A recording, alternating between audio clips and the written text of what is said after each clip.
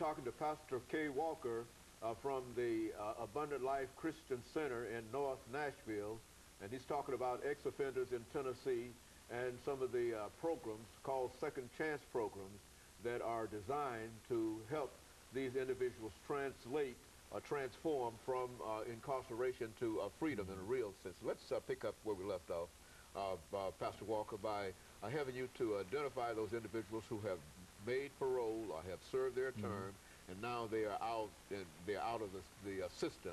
And where do they go from here? Yeah, I mean, they're still, it seems like I say, you get punished, you know, from the beginning. The purpose of incarceration is to punish and to rehabilitate. You go through the punishment by being incarcerated, you get rehabilitated while you're in there, then you're released, and then it's almost like the punishment phase kicks back in all over again, because of the fact is now, here I am, I'm out.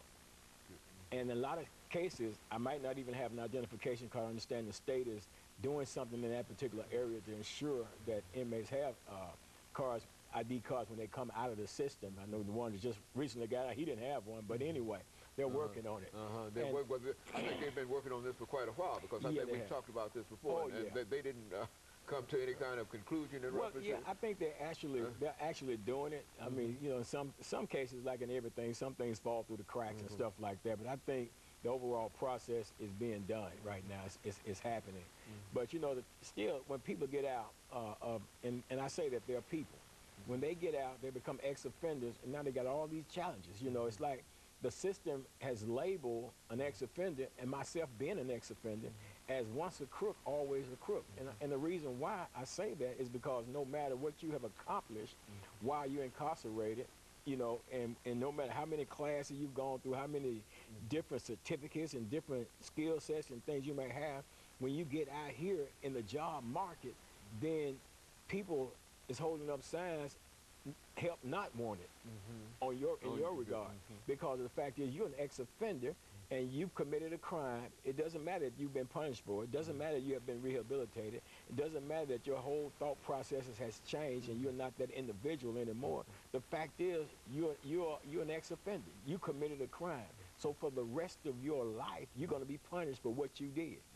A man commits a crime at 18 years old, goes in the prison system, maybe serves 10 years on a sentence, gets out at the age of, what, 28, but for the rest of his natural life, he's going to be branded as an ex-offender. That's going to follow him for the rest of his life. No matter 10 years past, 15 years, 20 years past, he's still considered as an ex-offender. So what they're saying is you're still considered as somebody that's unworthy. But the parole board says that you're worthy enough to be released back into society. So therefore, we're paroling you. But now you're out here, you're an ex-offender, you're trying to struggle to get a job. I mean, the economy the way that it is, I mean, people that are not ex-offenders are struggling to get a job. So you can imagine the magnitude of the challenge that an ex-offender is having in trying to find a job. But now you understand, Dr. Haley, these people got families. They may have had them going in, may have gotten out, and may have a family now. And their family deserves to be protected. Their family deserves to eat, to have life insurance, health insurance, and all the other types of things that's afforded to every other citizen in America.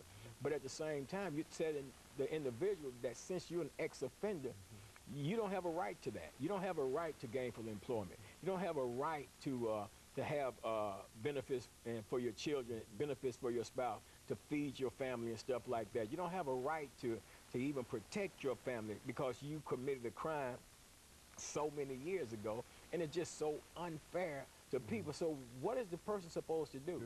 And then they want to always hold up this recidivism rate or this reincarceration rate, and then they want to hold that up not truthfully, because if the truth be told, over 52 or 53% of the people that reoffend or are reincarcerated for technical parole violation. And what I mean by that is they failed to report to their parole officer. They didn't find a job. They moved without letting their parole officer know. They went out of the county without letting a parole officer know. Those things like that, which are technical violations, but at the same time, the obstacle, of course, is put before the individual coming out, and it's not enough done in the state legislative arena to make that different, you know, because I'm not understanding why I got to pay taxes, but I can't be treated as a citizen. You know, one of the things that you've indicated is that there's a general prejudice Yeah. Employers Oh, yeah. against individuals who have been incarcerated. Right. Therefore, it seems that the only entity that could really hire these individuals would be the state. I mean, does that make any sense? That is, considering the kind of things that they do, the things that they've done while they are incarcerated. Right. Would it be possible for the state to, what would be some of the drawbacks in reference to trying to accomplish that? Well, I think it has to be in the private sector. It has to be the employers, the potential employers, the business owners. Man, they have to change their thought process and their mindset concerning ex-offenders. Because you think about it, one of the biggest things, if you got a company that's at risk when you hire anybody, whether they're ex-offender or not, is theft of services, company property, and stuff like that. Well, you take an individual that murdered somebody in self-defense. They went into the prison system. The court said, okay, you said self-defense, but we didn't find it like that, so we're sentencing you. Okay, you go in, you never had a criminal record or anything like that, but you killed somebody. You go in, you do your time, you rehabilitate, you come back out of the system, and then you're trying to get a job. But the system, the companies are not going to hire you in that position because they're looking at you as somebody that committed the crime of murder, but their main concern is whether or not somebody's going to steal from them. I mean, this guy didn't go to prison for stealing. He went to prison for murder. Okay. So why are you afraid to hire this individual that has been punished, that has been rehabilitated, that wants to come back out, pay his debts to society, become a taxpaying citizen? See, until we break that mindset, we're going to always have this problem, and then people are going to always get frustrated because, people commit crimes a lot of times out of their need for things. You know what I'm saying? Some people just commit crimes, when they steal and take just because they're on drugs and stuff like that. But you take a person that really wants to do the right thing, and then everything you look at is a roadblock, is frustration, it's an obstacle. Parole officer putting pressure on you to get a job, and the job people, the people at the company saying, we can't hire you because you're an ex-offender, and parole officer saying, well, you got to find something somewhere. So all that frustration goes in. Then you got a spouse over here, you've been gone all this time, you haven't done anything really for them, so now you're out there, have an expectation for you to do that. Everybody's expecting you to produce, but every obstacle is in your path where it keeps you from producing. So then you get frustrated, and a lot of times these guys or women, they just reoffend and go back into the system because their time is being regulated. You know you're going to eat. You're going to have some medical care, in the prison system.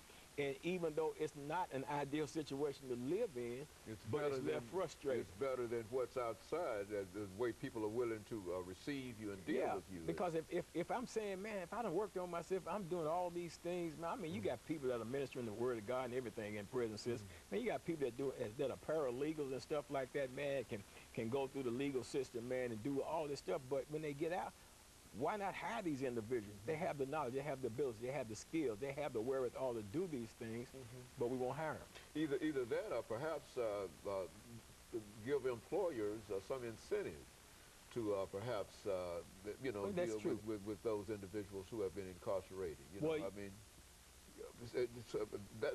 I'm glad you said that because there's called the Second Chance Act. I think President George Bush signed it into law before he left office.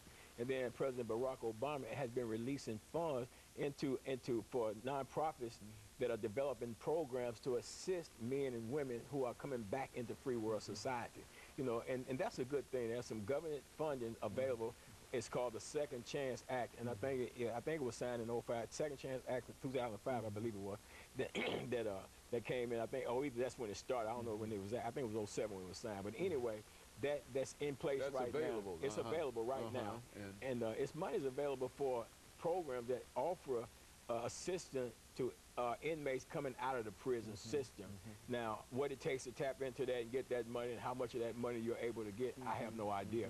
But I do know that money is available. The money is available. Oh, yeah. And we can simply make our audience aware of the fact that they can further check into that and whatever.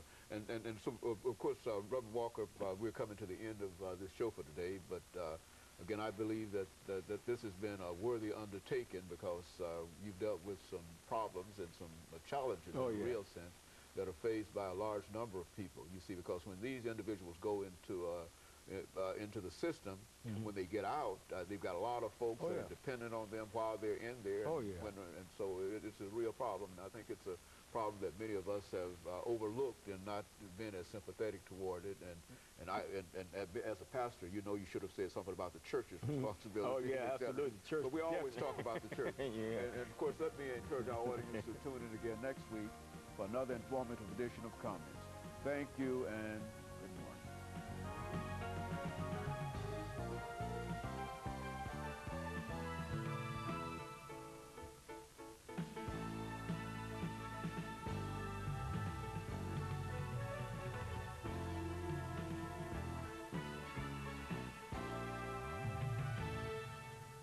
There is one day a year when